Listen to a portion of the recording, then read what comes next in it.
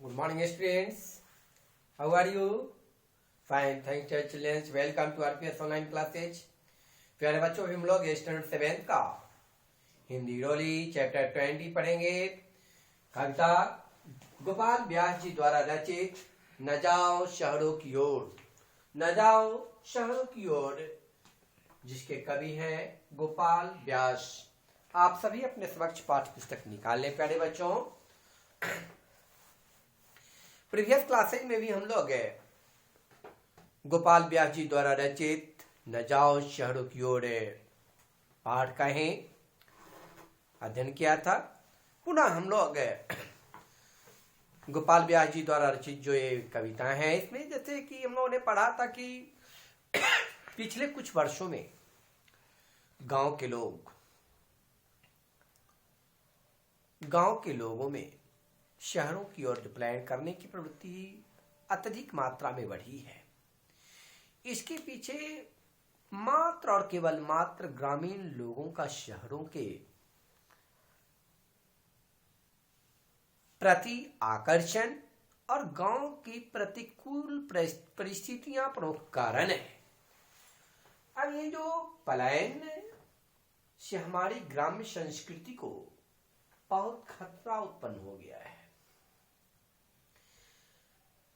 वैसे हम सभी जानते हैं कि हमारा देश जो भारत है वह कृषि प्रधान देश है और भारत गांव का देश है। भारत गांव का देश कहा जाता है। प्यारे बच्चों, भारत में गांवों की कुल संख्या 6,38,588 है। 6,38,588 और इतने ग्रामीण क्षेत्रों के लोग भिन्न भिन्न शहरों में पलायन कर रहे हैं।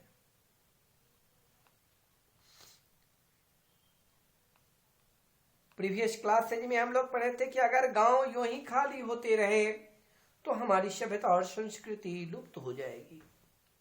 यदि जिस तरह से ग्रामीण क्षेत्र के लोग ग्रामीण जनजीवन को त्याग कर शहरी जनजीवन में प्रवेश कर रहे हैं, इस प्रकार से यदि निरंतर ये जारी रहा तो गांव की सभ्यता और संस्कृति समाप्त हो जाएगी।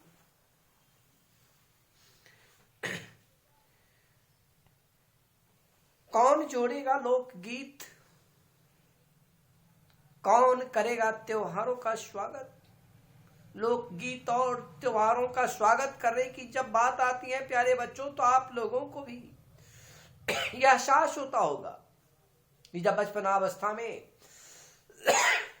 होली, दीपावली, छठ, दुर्गा पूजा के आगमन से पूर्व ही भिन्न भिन्न प्रकार के वाद्य यंत्रों का प्रयोग कर करके लोग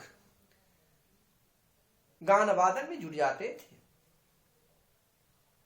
भिन्न भिन्न प्रकार के उत्सवों के अवसर पर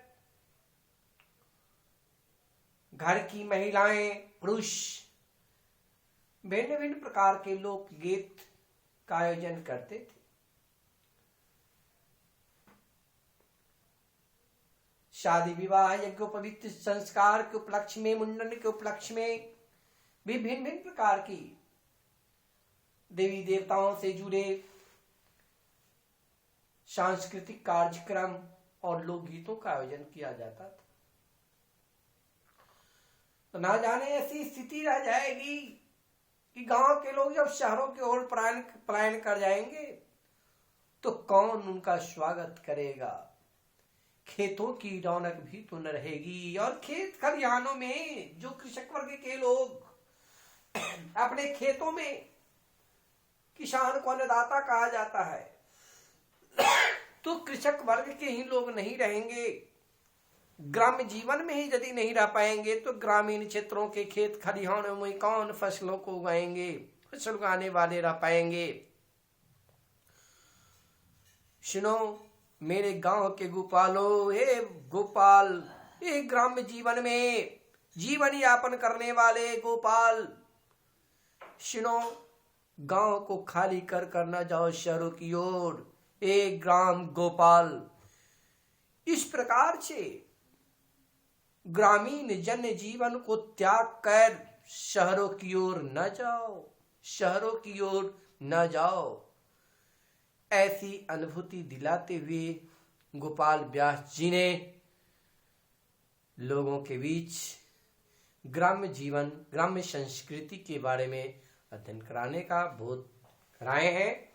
तो प्यारे बच्चों, इससे कविता को यानी गोपाल व्यास जी द्वारा रचित जो न जाओ शहरों की ओर कविता है, जिसे पढ़ेंगे, पढ़कर दिए गए प्रश्नोत्तर लिखेंगे और आपका जो ये हिंदी पाठ्य पुस्तक रूली है, आप पूर्णतः जो 20 चैप्टर है यानी 20 पाठ है, पाठ संख्या 1 से लेकर 20 तक आज आप इस वीडियो के माध्यम से पढ़ लिया, यानी आपका सिलेबस डन हो गया। किसी प्रकार की त्रुटि यदि हो तो उसे आप संध्या 7 से 8 के बीच जो वीडियो जाता है उसमें समझेंगे और समझने की कोशिश करेंगे। तो सबसे पहले कि